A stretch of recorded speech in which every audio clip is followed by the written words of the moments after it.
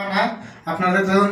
আর যদি আপনারা সবজি যদি বানাতে না পারেন তাহলে এই ভিডিও থেকে আপনারা ভিডিওর মধ্যে সবজি যা আমরা বানাই আপনারা দেখতে পারবেন আশা করি। দেখুন দেখেন এই যে মাংস লেছি বর্তমানে চালবান আদা রসুন পেঁয়াজ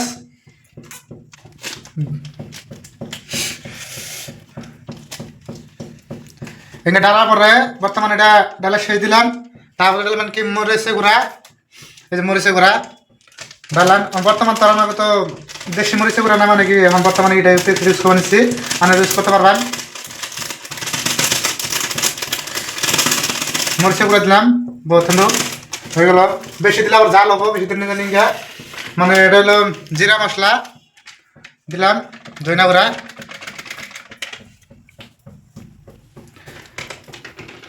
ধনিয়া গুঁড়া দিয়ে এলো, অল্প মতন দিয়ে এলো। তারপরে দেওয়া হবো কি চিকেন মশলা, এই যে চিকেন মশলা দেখুন, চিকেন মশলা দিলাম। আপনারা ভিডিও দেখতে থাকুন। তারপরে ফিরে আবার চিকেন মশলা দিলাম। এটা হলো ধরুন বা মশলা বিলাই কয় এটা, এই নামটা দেখুন বর্তমানে এটা জানাবো। বর্তমানে দিলে মাংসটা একটু টেস্ট হইব আর বাস নাইব মাংসটা, আশা করি দেখে ভিডিওটা দিকে ভালো লাগবো। তারপরে হলো হালদি গুঁড়া, এই যে হালদি গুঁড়া দিলাম। দেওয়ার পরে তারপরে হবো কি মরিচ, এক দুল্লামান মরিচ নেবেন, নিয়ে দিবেন।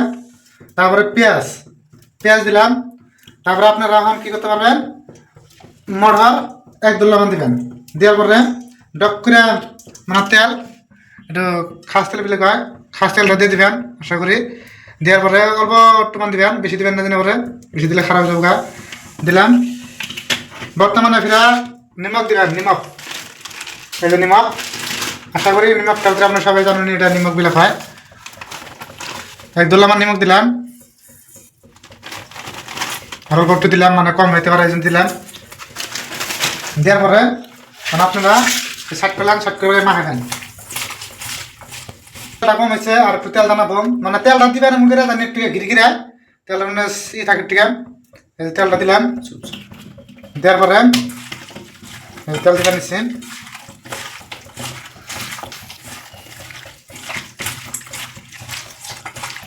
মাখাইলাম।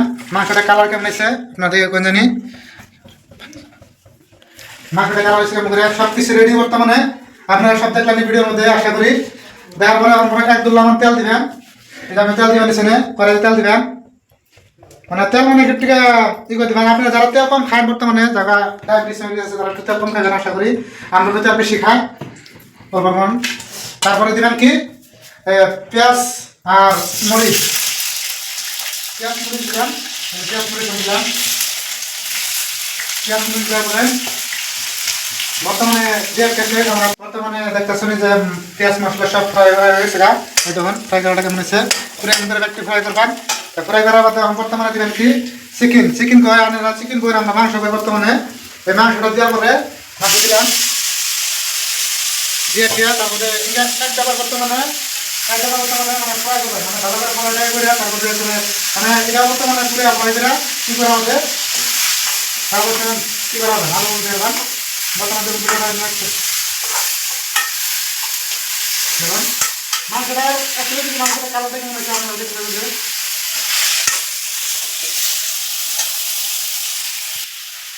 বর্তমানে এই মাংসটা আমি 5 মিনিট টাইম অন্য করে ফ্রাই করে নেবো, করার পরে তারপরে দেবেন।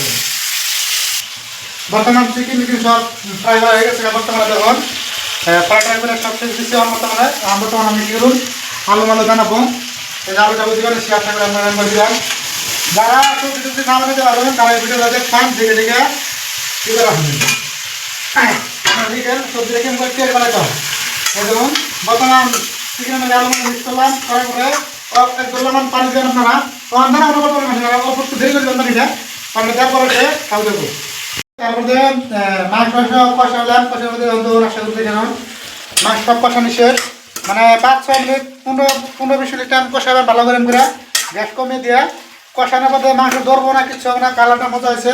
তখন লাস্টে আপনারা কী করবেন জানেন, বর্তমানে লাস্টে দেবেন পানি, 1 গ্লাস পানি দিবেন। এই যে পানি দিলাম আমি, আপনার পানি দেখতেছেন।